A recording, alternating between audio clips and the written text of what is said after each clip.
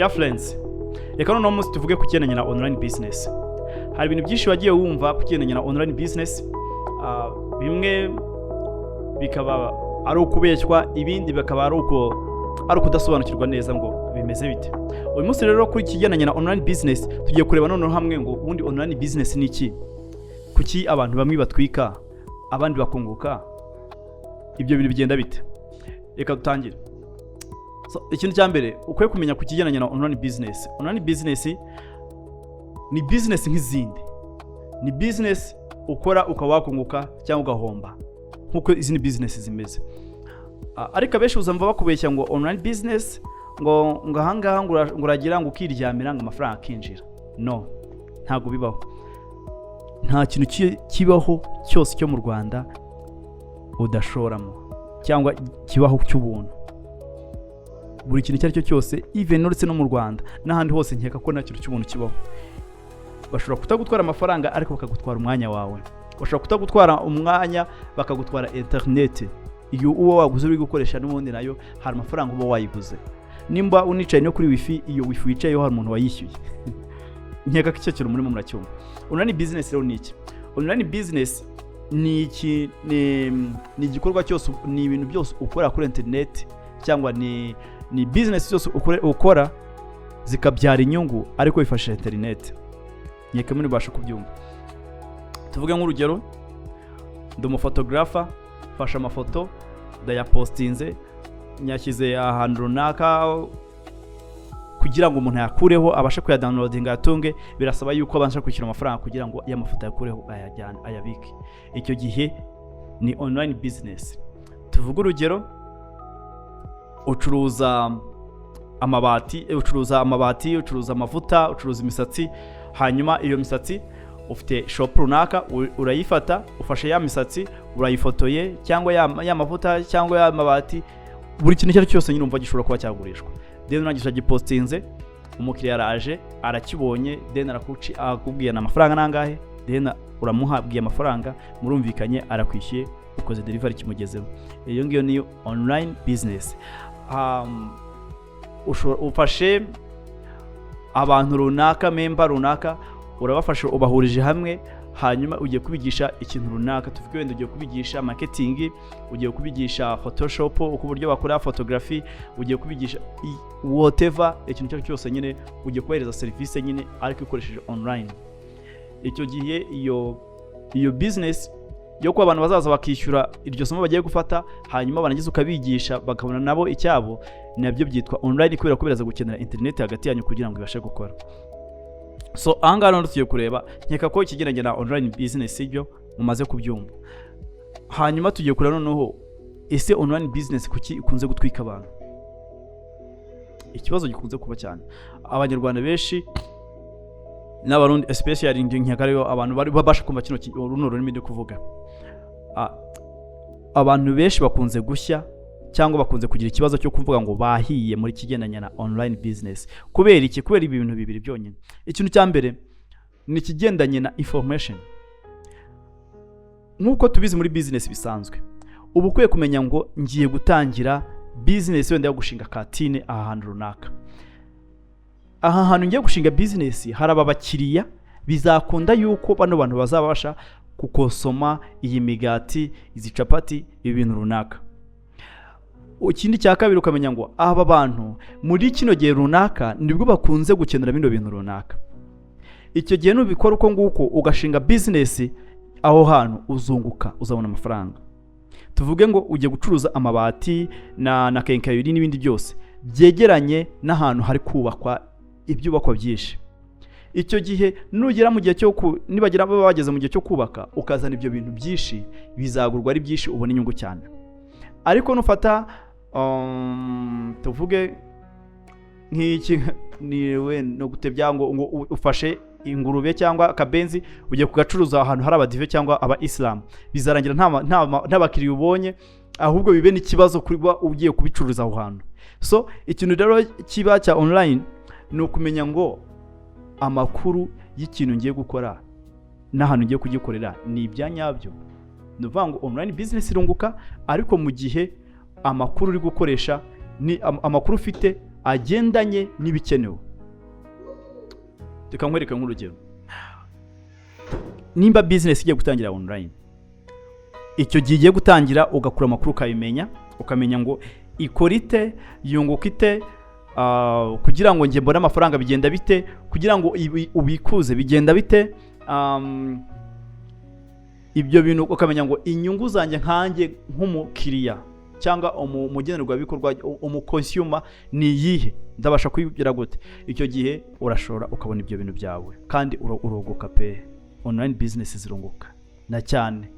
Ariko mu gihe urindire ngo abantu babanze babijyemo, nibamara kubona ko babona inyungu, ngo nawe nibwo uzajyamo, hari igihe uzajya kugiramo, ari cyo gihe cyo kugira ngo business ifungwe. Nk'urugero, nimba uri kuvuga ngo kugira ngo nzajye gucuruza ngo Kenkayori hano icyubako kiri, reka mbanze ndebe ko abantu bahari babasha kunguka ku kigendanye no gucuruza amabati na sima. Uzahagera usanga wa muntu wahageze mbere amaze kumenyerana n'abo bantu agurisha bya bintu byabo. Ba bantu bamaze kumenyerana, bamaze kugirana icyizere ku buryo bashobora no kuba bamukopa, yaba kopa cyangwa nabo bakamukopa bakamutiza amafaranga akajya gukora ibintu runaka. Rero wowe nujya kuvuga ngo kubera ko ngo nabonye ngo 6bell yunguka, Peter yunguka, ngo reka nanjye gushinga Kenkayori hahandi wa muntu yagiye gushinga Kenkayori, uzagenda usange wa muntu maze kugafatisha kugira ngo usajye kumusimbura, bizagusaba imbaraga nyinshi cyane, sometimes ushobora no guhomba kubera ko yamaze kumenyera. Na online business rero nuko bimeze. Nkeka ko icyo kintu nacyo umaze kugisobanukirwa, nkeka twakirenga. Ikindi na abantu bakoze kwibaza ngo ese online business koko umuntu ashobora kuba yakora no utuntu tworoshye ku buryo umuntu ashobora guplaying utuntu cyangwa agakora ibintu runaka yarangiza akiryamira amafaranga akajya yinjira ngo atari gukora? Igisubizo ni oya rwose, kuko nta kintu kibaho uko business iri physical isaba yuko umuntu abyuka akajya ku kazi akajya gukora. Na online business isaba ko ubyuka ukabitaho umwanya wawe. Ushobora gufata umwanya wo kwiga, tuvuge wenda ushobora kuba wenda umaze kugeramo bitewe n'uburyo wenda ntuze iyo system yubatse, ushobora kuba wakwigira wajya kuri relax, byo birashoboka rwose. Ariko before yo kugira ngo utangire business, uba ufite gufata umwanya ukabanza ukayigaho, ukamenya ngo ino business izanyungura cyangwa izampombya. Wamara kubona bizakunda, then ukabona kuba wakwinjira muri iyo business.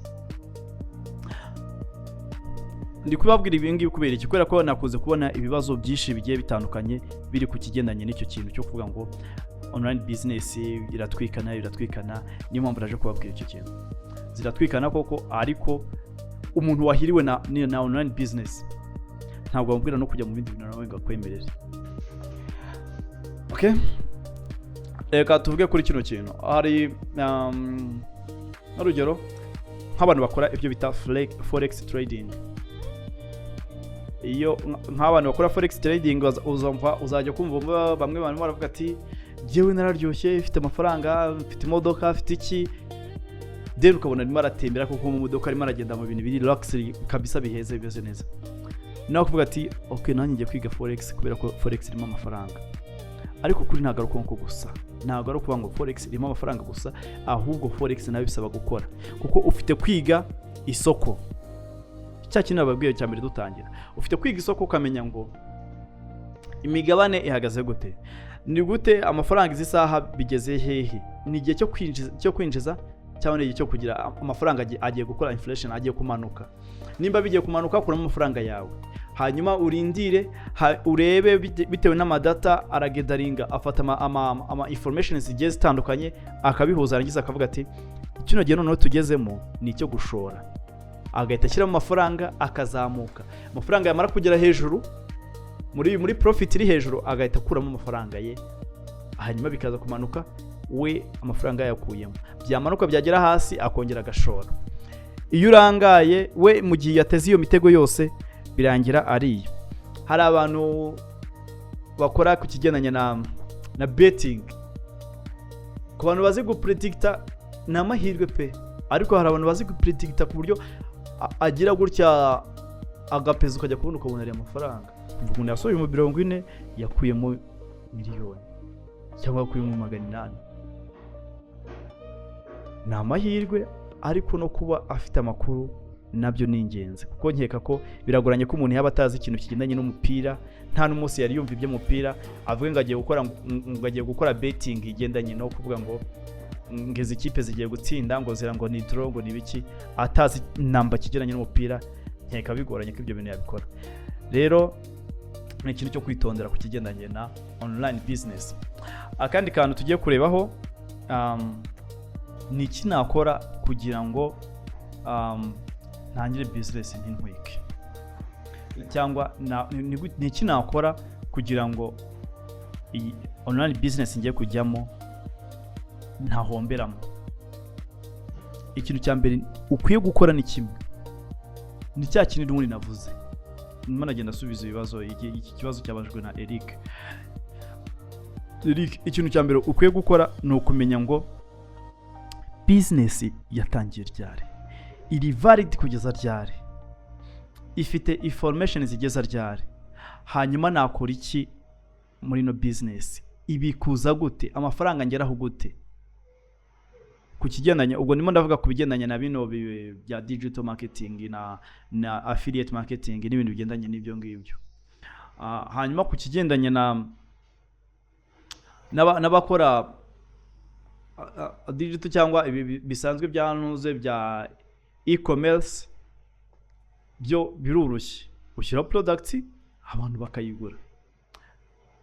Ikiza cya online ntabwo ari kuvuga ngo ntabwo bibonwa n'umuntu umwe, bishobora kubonwa n'abantu 1000, abantu 5 bakabigura.